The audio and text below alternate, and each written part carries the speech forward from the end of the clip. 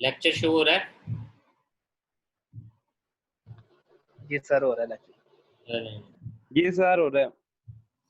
Start with the name of Allah, most merciful and most beneficent. Lecture number 3 है। Last lecture में हमने forces and vector quantities के बारे में पढ़ा था।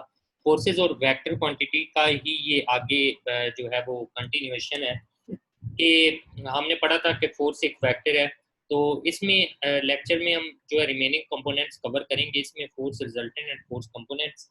कि फोर्स रिजल्टेंट क्या होता है, force component resultant rectangular components of a vector, और कुछ न्यूमेरिकल प्रॉब्लम्स हम जो है वो इसमें सॉल्व आउट करेंगे। सबसे पहले हम स्टार्ट करते हैं इसमें फोर्स रिजल्टेंट होता क्या है बेसिकली। तो फोर्स रिजल्टेंट बेसिकली ये होता है कि अगर एक या एक से ज़्यादा फोर्सेस आ जाएं तो उनको अगर हम ऐड अप कर दें तो उनको एक एक जो होता है वो कंपोनेंट्स में इफेक्ट आ जाता है, उसको हम कंपोनेंट्स कहते हैं। जैसे determine the resultant of force two or more forces using either graphical or trigonometric method, resolve a force into its component set of axis.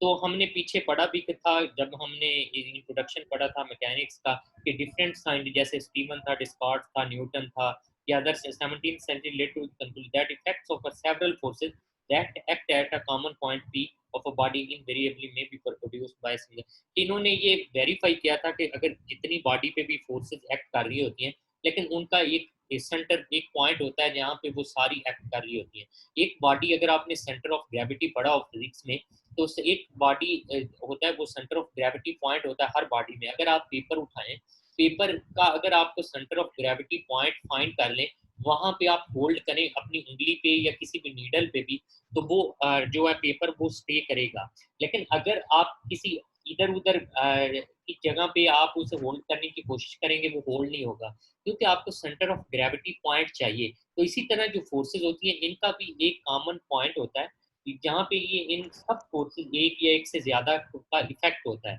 तो उस पॉइंट को हम रिजल्टेंट कहते हैं। तो रिजल्टेंट ये डेफिनेशन है, ये वाली अगर इस डेफिनेशन पे आप गौर करें, ये वाली definition, the single force that is equivalent to the several forces is called the resultant force or simply the resultant. कि सिंगल फोर्स जो होती है, सेवरल फोर्सेस जब होती है उनको हम एक ही फोर्स जहाँ पे इफेक्ट हो रहा होता है उसमें जब कन्वर्ट करते हैं, वो पॉइंट फाइंड आउट करते हैं, उसको रिजल्टेंट कहते हैं। तो रिजल्टेंट फाइंड आउट कैसे करते हैं?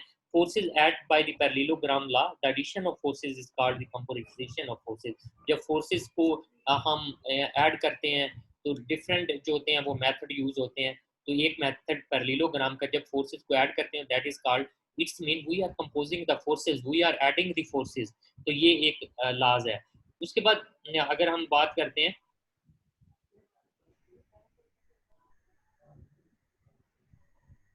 उसके बाद जो है अगर इस पिक्चर पे गौर करें तो यहाँ पे दो फोर्सेज हैं, एक पॉइंट पी है, एफ पॉइंट इसमें जो है वो पी है।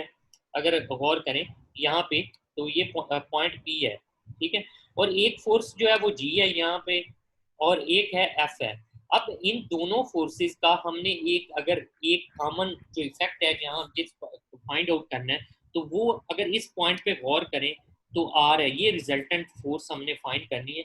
इट्स मीन दैट रिजल्टेंट ये शो करता है the composition of these two forces F and G is R. R is mean we have added these two forces and we have shown the effects of these two forces with this R. R is representing the resultant force R. यहाँ पे यही theory लिखी है, उसने कहा है कि ये मैंने एक्सप्लेन कर दी कि टू फोर्सेस थी, उनको हमने ऐड अप किया तो उनका इफेक्ट जो है वो इससे शो हो रहा है, आर से। Two forces F and G that act at a point. इनको सिंपल आप वर्डिंग में अपनी लिख सकते हैं, ये इलैबोरेट की हुई के नीचे देखें। These arrows form two sides of a parallelogram. The diagonal R of the parallelogram from point P represent the resultant of the force F and G। जो मैंने एक्सप्लेन भी कर दी है कि ये इस चीज को जो है वो शो कर रहा है। तो अब यही जो है वो शो की हुई है उन्होंने, आप इस थ्योरी को पढ़ सकते हैं। तब यहाँ पे अगर गौर करें इस लाइन पे, यहाँ पे, तो यहाँ पे क्या लिखा है, लिखते हैं कि the process of combining two or more concurrent forces into a single resultant force is called composition of forces. Composition of forces और क्या है definition? The process of combining two or more concurrent forces into a single resultant force. जब दो या दो से ज्यादा forces को एक single resultant force में जो है वो मर्ज कर दिया जाए उसको हम बोलते हैं composition of the forces. अब इसके लिए जो है वो अगर इसी पे गौर करें तो ये वाली जो है कि एफ एंड जी जो है ये आर बनता है, तो इसी तरह इसको इस एंगल से भी कर लेते हैं. अगर इन दोनों को हम ऐड अप करें इन दोनों को, तो इन दोनों को ऐड अप करें तो ये पैरेललोग्राम बन जाती है जो पीछे ये वाली दी हुई है, ये वाली पैरेललोग्राम बन जाएगी. इन दोनों को ऐड करें तो अगर एफ और जी फोर्स है तो इनका रिजल्टेंट अगर पाइथागोरस थ्योरम पे भी गौर करें तो थर्ड साइड क्या होती है, इनका दोनों का कॉम्बिनेशन होती है, तो यही रिजल्टेंट जो है वो है. ये वाली उसने एग्जांपल दी है कि how can we make these polygon. ये पॉलीगॉन दो मेथड होते हैं, एक ट्राइंगुलर मेथड होता है, एक जो होता है पैरेललोग्राम होता है. तो ये पैरेललोग्राम मेथड है ये वाला, और ये ट्राइंगुलर जो होते हैं वो मेथड होते हैं कि कैसे इनको एडअप कर सकते हैं. सिमिलरली यहाँ पे वहाँ पे दो फोर्सेस थी, तो यहाँ पे अगर देखें तो यहाँ पे तीन फोर्सेस हो गई हैं. जब तीन फोर्सेस हुई, एक फोर्स एफ है, एक जी है, एक जो है वो एच है. अब हमें दो का तो पता था कि दो का हम पाइथागोरस थ्योरम से रिजल्टेंट जो है वो इजीली जो है वो फाइंड आउट कर सकते हैं. लेकिन अब जो तीसरी है वो कैसे कर सकते. अब देखें सबसे पहले हमने एफ और जी बनाया, इसी तरह एच बना दिया, तो ये पैरेललोग्राम है. पैरेललोग्राम को कोई मेथड नहीं है, हम सॉल्व नहीं कर सकते. तो हमें पता है जब पैरेललोग्राम बन जाती है तो हम इजीली मेथड ड्रॉप ये करते हैं उसमें कि हम ट्राइंगुलर मेथड बना देते हैं. अगर इस वाले वन ये टू और थ्री पे गौर करें, ये माइक बंद कर लें काइंडली, थ्री पे गौर करें और तीनों का जो अगर पैरेललोग्राम की मदद से लें तो ये जो रिजल्टेंट था वो आर है. लेकिन इस प्रॉब्लम को हम सॉल्व नहीं कर सकते. सॉल्व क्यों नहीं कर सकते पैरेललोग्राम को? क्योंकि हमारे पास जो फार्मूलाज हैं, जो रूल्स हैं, वो ट्राइंगुलर के लिए हैं. ट्राइंगुलर के लिए हमें पता है कि दो साइड्स अगर गिवन है तो थर्ड साइड हम इजीली फाइंड आउट कर सकते हैं. तो अब इसके लिए हमने क्या किया, इसके लिए ये था कि ये वाला आर प्राइम है, आर प्राइम हमने ये डॉटेड लाइन देखे लगा दी कि ये हमने इमेजिनरी लाइन ड्रॉ की. अब इन दोनों का रिजल्टेंट हमने ये फाइंड कर लिया आर. अब अगर ये फाइंड हो गया, ये वाला फाइंड हो गया, ये भी फाइंड है, और ये हम तीनों का जो है वो रिजल्टेंट फाइंड आउट कर सकते हैं. तो ऐसे जो सबसे पहले पैरेललोग्राम बनाते हैं जितनी भी फोर्सेज हो, उसके बाद जो है हम इजीली सॉल्व करने के लिए ट्राइंगुलर जो है फॉर्म्स वो बना देते हैं. तो ये मेथड था कि तीन फोर्सेस थी, तीनों का रिजल्टेंट आर है, लेकिन हम इसको सॉल्व नहीं कर सकते. उसके लिए हमने ट्राइंगुलर फॉर्म में कन्वर्ट किया. ये इमेजिनरी लाइन है, आप नजर भी आ रही है, आर प्राइम से शो किया. तो ये दो साइड गिवन है, ये थर्ड साइड हमने फाइंड कर ली. अब ये साइड भी गिवन है, ये भी गिवन है, तो ये रिजल्टेंट जो है वो इन सब का फाइंड आउट हो जाएगा. ठीक हो गया जी. उसके बाद सिमिलरली अगर इससे ये था दो या दो से ज्यादा फोर्सेज हों तो फिर क्या करेंगे. फिर भी अभी देखें यहाँ अगर इस पे गौर करें तो यहाँ पे जो है वो फाइव फोर्सेज हैं. Five forces, system of five forces, force polygon हम लगाते हैं. तो अब ये आपकी मर्जी है कि आप क्लॉकवाइज जा रहे हैं, जिस तरह ये क्लॉकवाइज जा रहे हैं, एंटी क्लॉकवाइज जा रहे हैं, तो ये आप पे डिपेंड करता है. जैसे ये एंटी क्लॉकवाइज है, एंटी क्लॉकवाइज का आपने ये एफ था जो है फोर्सेस, ये पॉइंट पी है, पॉइंट पी से ये फोर्स एफ है, जी है, एच है, इस तरह स्टार्ट कर दी. एफ को ऐड किया, जी को ऐड किया, ये देखे ना ये वाला, एफ को ऐड किया, जी को ऐड किया, एच को ऐड किया, जे को ऐड किया, फिर जो है वो यहाँ पे एंड पे जो है वो के आ गया. अब लास्ट पे क्या, के और के जो है वो लास्ट मेंबर है और एफ जो है स्टार्टिंग. अब स्टार्टिंग वाले पॉइंट पी को एंड वाले के इनके दोनों एरो हेड जो है वो मिल गए. जैसे कि अगर इसको देखें तो एच आखिरी था, हमने इधर से स्टार्ट किया, यहाँ से देखें अगर गौर करें तो यहाँ से अगर स्टार्ट किया हमने, यहाँ से स्टार्ट किया तो ये देखें एफ था, फिर जी था, फिर एच था, एच लास्ट था. तो पॉइंट पी जो रिजल्टेंट आर का एरो हेड है और एच का लास्ट का एरो हेड, ये एक ही पॉइंट पे मिलेंगे. तो सिमिलरली इस पिक्चर पे गौर करें जरा, तो ये भी वही चीज़ है कि आपके जो है वो पॉइंट्स इधर मिलेंगे, ठीक है। तो ये एक अब यहाँ पे देखें पॉलीगॉन बन गई या पैरेललोग्राम बन गई, बात एक ही है, लेकिन इसको सॉल्व नहीं कर सकती। अब हम इसको डिफरेंट जिस तरह है वो कंपोनेंट्स में जो है वो रिजॉल्व करेंगे ट्रायंगुलर कंपोनेंट्स में। जैसे या हम यानी कि अगर ये दो साइडें फाइंड हैं तो ऐसे लगा देते हैं, एक ये हो गया, इसको आर से डिनोट कर देते हैं, फिर इसी तरह ये वाला आर आर कर देते हैं। अब ये देखें जब ये चीज़ फाइंड होगी, ये दोनों साइड गिवन है, ये वाले हम इजीली फाइंड आउट कर सकते हैं। इसी तरह ये वाली हम जो है वो लगा देते हैं। अब ये फाइंड करना, ये भी गिवन, ये फाइंड आउट हो जाएगी हमारे पास, ये वाली गिवन होगी, ये कर सकते। जब ये गिवन है तो ये तीनों का जो है वो हम आर फाइंड आउट कर सकते हैं। तो ये देखें एक पैरेललो पॉलीगॉन बन गई, उसके बाद मैंने ट्रायंगुलर कंपोनेंट्स में इनको डिवाइड किया, पहला ये किया फिर ये किया दो, तो हमें साइड मिलती गई, ये फाइंड आउट होते गए ये वाला थर्ड। अब ये जब फाइंड है, ये फाइंड है, तो ये इजीली आर जो है सबका कंबाइन जो है वो हमें मिल जाएगा। उसके बाद प्रॉब्लम सॉल्विंग टेक्निक्स हैं, जो सबसे पहले आपने resultant of two concurrent forces हमने ऐड अप करने हैं, पीछे हम पढ़े आए हैं, concurrent to convenient scale from common point application. ये सारी वही डिटेल लिखी है कि एक कॉमन पॉइंट लेना है, आपने वही सिलेक्ट करनी है जो सिलेक्ट करनी है। जैसे ये हमने सिलेक्ट कर लिया कि हमने एंटी क्लॉकवाइज जाना है, तो एंटी क्लॉकवाइज जाते जाते हमने इन सब को ऐड अप करना है आर के साथ। तो आखिरी ये है कि और जो आपका आर एक टायरोइड मिलना है। अब हमने ट्राइंगुलर में करना था तो ऐसे कर दिया हमने, मिला दी फर्स्ट ट्राइंगल, ये दोनों साइड गिवन है तो ये फाइंड आउट कर सकते हैं, इसमें कोई शक नहीं है। जब ये थर्ड मैंने बना दी सेकंड वाली, ये एक साइड गिवन है, इसमें ये गिवन है, क्योंकि ये इनसे फाइंड आउट हो गई है, तो ये साइड हम फाइंड आउट कर सकते हैं। इसी तरह देखें ये साइड तो हो गई है, ये वाली गिवन है, अब ये भी गिवन है, तो हम ये वाली फाइंड आउट कर सकते हैं। जब ये गिवन है हो गई, ये गिवन हो गई, फाइंड आउट कर सकते हैं। तो यही प्रॉब्लम सॉल्विंग टेक्निक्स। अब ये एक न्यूमेरिकल प्रॉब्लम है, तो अगर आपको पीछे से समझ आ गई है तो डियर स्टूडेंट्स, तो आप इसको इजीली सॉल्व आउट कर सकते हैं। अगर आपको पीछे से समझ आ गई है तो कोई इसमें जो है वो यानी कि मसला नहीं होना चाहिए आपको कि अब ये है कि अब ज़रा इधर गौर करें अगर आप, तो अब इसमें भी यही चीज़ें हैं। अगर आप पिछली एग्जाम्पल पे गौर करें तो यहाँ वहाँ पे 5 फोर्सेस थी, यहाँ पे 4 हैं, 1 2 3 और 4। अब हमने इस एग्जाम्पल में जो है इसने यहाँ से स्टार्ट कर दिया, ये फर्स्ट ली और इसने एंटी क्लॉकवाइज ही मूव किया, एंटी क्लॉकवाइज मूव किया, ये फर्स्ट इसने फर्स्ट ऐड की, ये इसी तरह फिर जो है वो सेकंड ऐड की, ठीक ठीक है, ये सेकंड होगी, जो है ये थर्ड स्टेप इसने किया।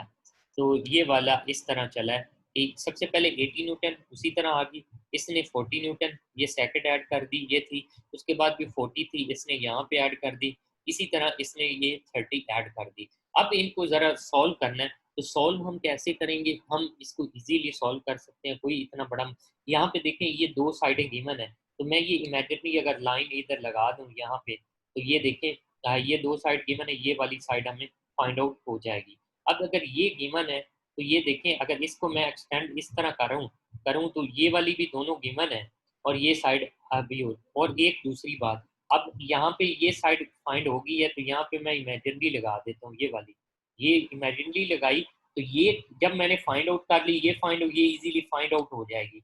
अब ये हो गई फाइंड, ये भी गिवन है तो ये आर फाइंड हो जाएगा भाई।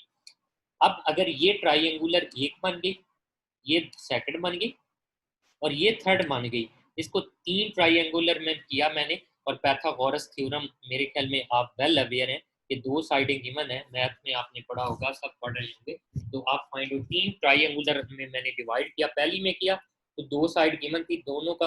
अब पैथागोरस अगर थ्योरम नहीं आता आपको तो फिर मेरे ख्याल में पैथागोरस थ्योरम भी मैं ये करवा देता हूँ आपको, कि पैथागोरस थ्योरम ये कहता है कि अगर ये ट्राइंगुलर है, ये एक एक ये साइड है, ठीक है, ये बी है,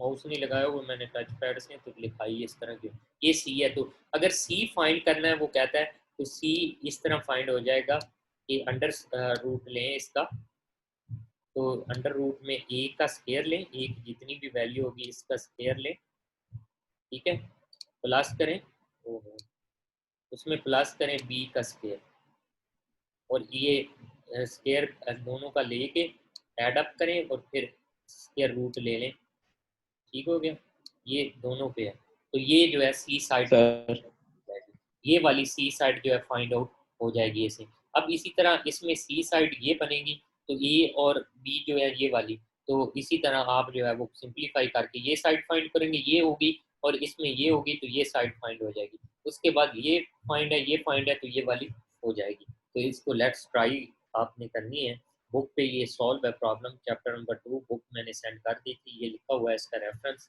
तो आप यहाँ पे देख भी सकते हैं, ठीक है। तो आपको लेकिन मैंने समझा दिया कि ऐसे ऐसे आपने डिवाइड करना है।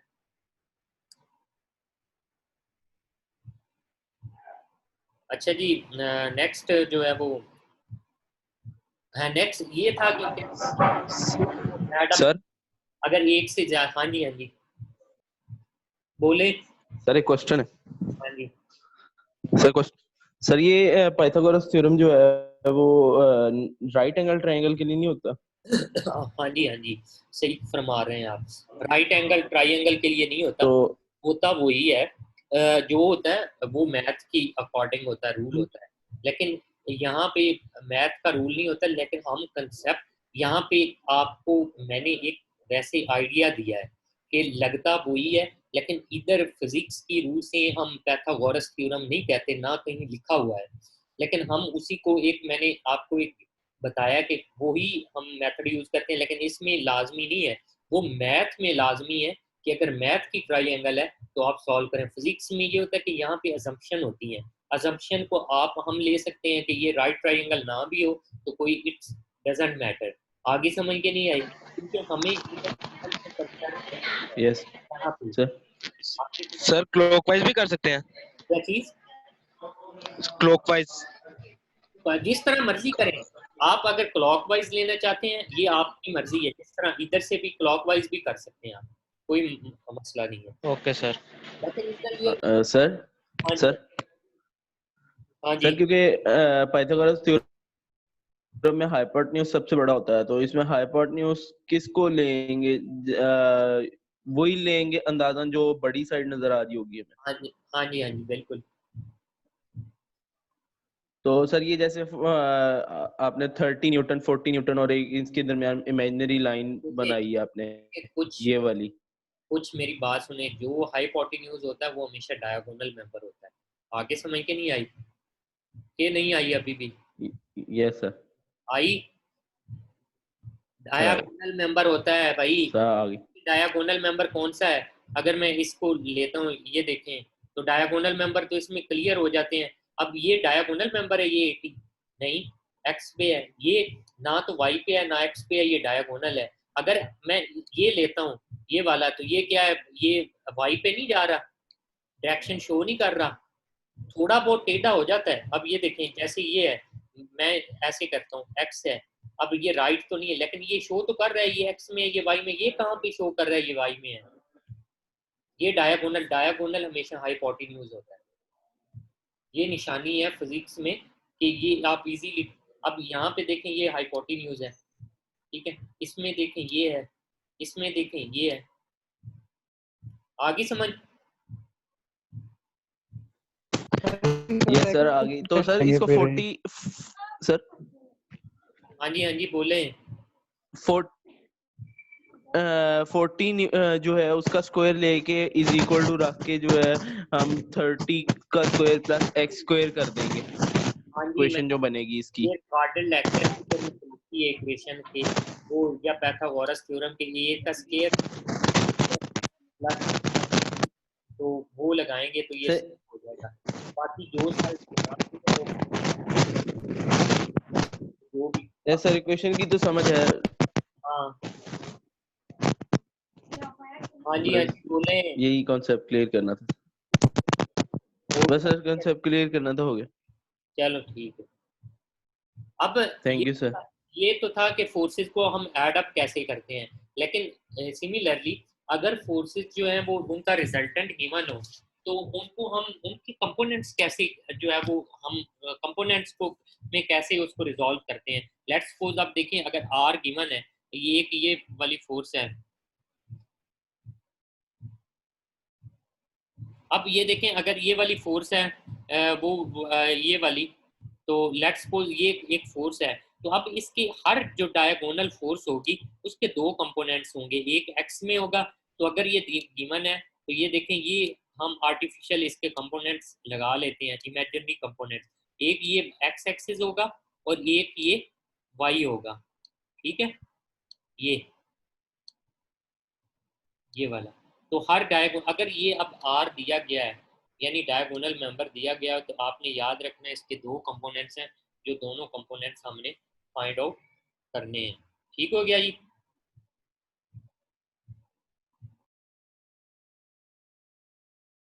Yes yes sir. Sir.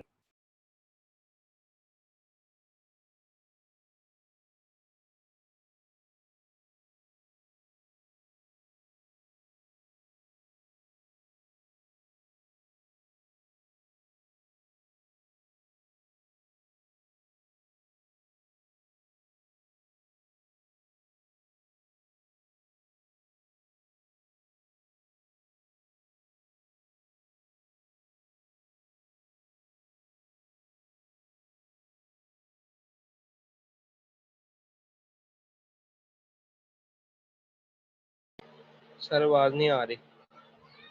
Sir आपकी तरफ से म्यूट हो गया, आवाज नहीं आ रही।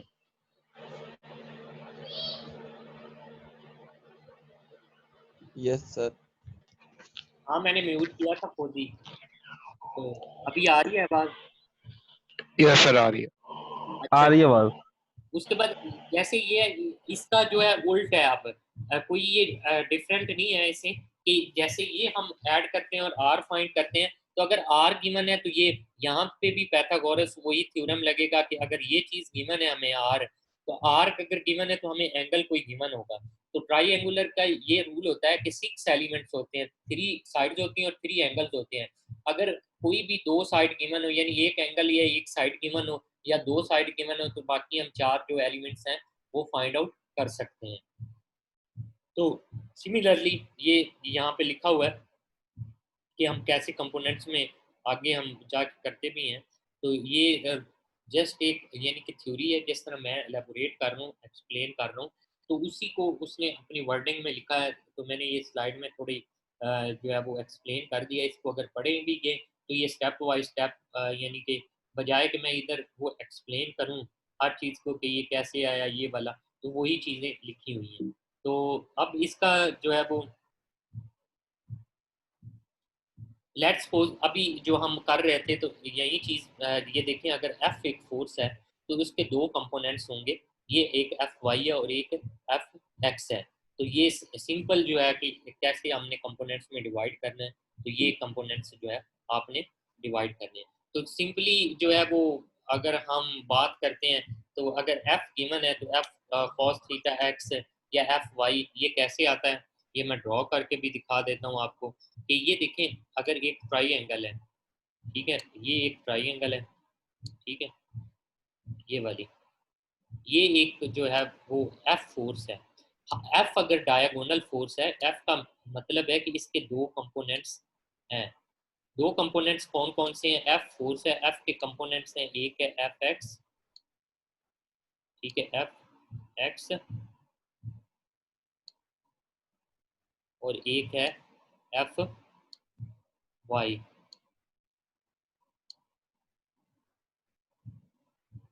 ठीक हो गया जी। एक एफ एक्स है और एक एफ वाई है, ये दो कंपोनेंट्स है और ये थीटा है। लेट्स सपोज अगर मैं कहता हूँ कि जी ये मेंबर मैंने फाइंड करना है एफ एक्स, एफ एक्स लेता हूँ, मैं कहता हूँ कि कॉस थीटा, कॉस थीटा लूंगा। कॉस थीटा का मतलब होता है बेस ओवर हाइपोटेन्यूज। अगर मैथ आपने पढ़ी हो थोड़ी बहुत तो आपको इतना पता होगा कि cos theta is equal to, इसका मतलब कॉस थीटा ये साइड ये वाली और डिवाइडेड बाय ये साइड बेस ओवर हाइपोटेन्यूज, इसका मतलब एफ एक्स।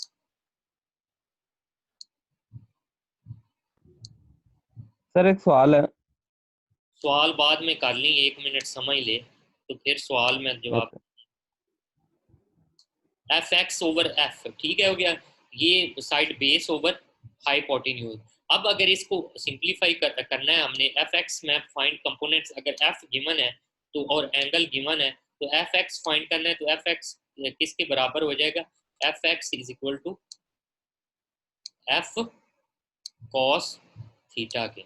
अगर आप ऊपर गौर करें, मैं अभी दिखा देता हूँ कि ये इक्वेशन आई कैसे हैं, ठीक है, इसलिए मैं ये ट्राई कर रहा हूँ।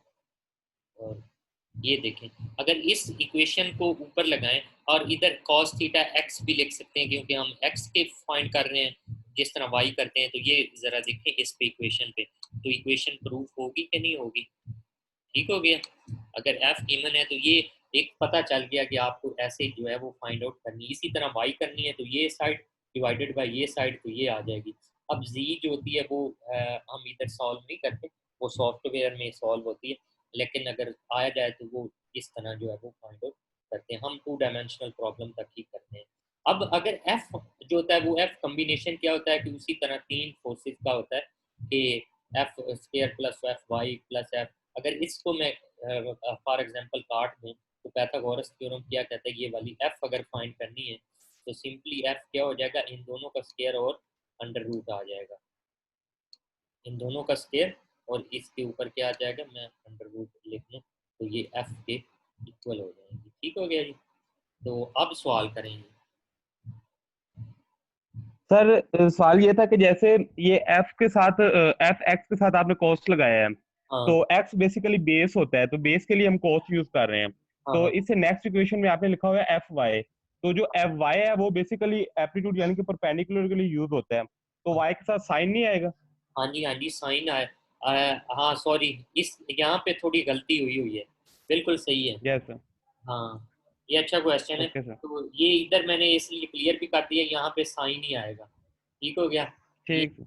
अच्छा पॉइंट है, इसने जो है वो किया है तो रेज, तो अभी हम सही भी कर देते हैं ये स्क्रीन। क्योंकि सर जब ये एंगल देगा ना, अगर ये कॉस दे रहा है तो ये देगा एक्स का एंगल, अगर ये साइन दे रहा है तो ये वाई का एंगल देगा। इसी बिल्कुल तरह ये आगे जब जी पे जाएगा ना, तो उसमें कंफर्म नहीं है, लेकिन मुझे लगता है कि टेंजेंट थीटा आएगा, इधर क्योंकि तीनों एंगल लास्ट जी पे, सर क्योंकि जी इनका मुझे ऐसे रिजल्टेंट लगता आता है। तो बिल्कुल क्योंकि जो जी पे जो वो टेंजेंट ही आएगा, बिल्कुल सही जा रहे हैं। जी ये ना वो ऐसे, क्योंकि तीन एंगल हैं, तीन साइड हैं, जब एक्स को यूज करेगा तो कॉस, वाई पे हाँ, इसको साइन को, और जो लास्ट है जी उस पे टेंजेंट को यूज करेगा। ये कॉपी पेस्ट का जो होता है ना वो जो होता है ना नुकसान होता है, सही है। यस। ये कॉपी ठीक। पेस्ट हुआ है तो यानी कॉपी पेस्ट वो एक को बना ली ना, ये लिख लिया तो इसी तरह उठा के कॉपी कर दिया, यहाँ पे पेस्ट यहाँ पे, तो फिर इसी तरह ही चीजें रह जाती हैं, वो सही नहीं किया हुआ। यस सर, तो जिस तरह sine theta height over hypotenuse होती है, और एंड पे tangent theta base over hypotenuse हाँ होती है, जी हाँ जी, तो वो तो अब ठीक हो गया जी, ये मैं लेक्चर सेंड भी कर दूंगा। तो ये क्लियर हो यस गया सर। ये वाला, ये रिकॉर्डेड लेक्चर में जो मैंने ड्रॉ किया था वो आपको नजर भी आ जाएगा, ठीक हो गया। मैं पेन इसलिए यस सर। यूज कर रहा हूँ। अब सिंपली जो है शुक्रिया। यहाँ पे उसी की एग्जांपल है कि अगर आर दिया गया है, ये कंपोनेंट्स जो है, यानी पिछला जो भी हमने पढ़ा है उसका ये रिवर्स है चीज़ है कि आर, अगर ये आर एक्स रिजल्टेंट है तो ये अगर इन सब को ऐड करें ना, ये वाली इन चीज़ों को, तो ये वाला जो है वो बन जाते हैं, ठीक है। तो ये इक्वेशन जो हमने पिछले ये पढ़ी है, यही आपको पता होना चाहिए कि एफ पता है और एंगल पता है, तो आप कोई भी साइड जो है वो निकाल सकते हैं। कोई मसला है कि अगर एंगल और साइड पता है तो कोई ना निकाल सकते हैं।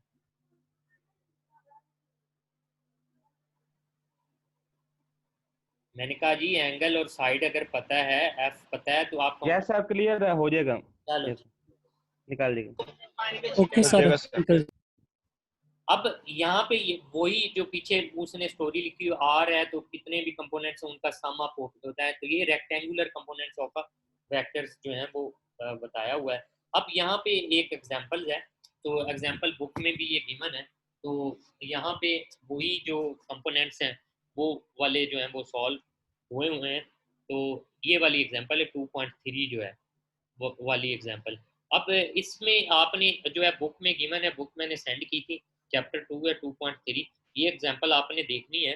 तो अगर सबसे पहले ये मैं जो है इधर भी सॉल्व तो की हुई है, लेकिन ये है कि यहाँ पे एक टेबुलर फॉर्म में आप देख रहे हैं, टेबुलर फॉर्म मेथड में जो है वो सॉल्व हुई हुई है। इसमें ये है कि जो है रेक्टेंगुलर, यहाँ पे अगर आप देखें इस पिक्चर में, तो यहाँ ना पिक्चर थोड़ी ना क्रॉप हो गई है, तो वो नज़र नहीं आ रही। यहाँ पे 3 फोर्सेस 4 दी हुई हैं, ए दिया हुआ है, बी दिया हुआ है और सी और आर दिया हुआ है, ठीक है। अब ये अगर गौर करें इस पिक्चर पे, जरा गौर करें, तो ये सारे डायगोनल मेंबर हैं, ये भी डायगोनल है। अगर डायगोनल मेंबर हैं तो जारी बात है इनके कंपोनेंट्स होंगे कि नहीं होंगे, एक्स और वाई कंपोनेंट्स इनके होंगे, इनके जो है यानी कि एक्स और वाई कंपोनेंट्स होंगे।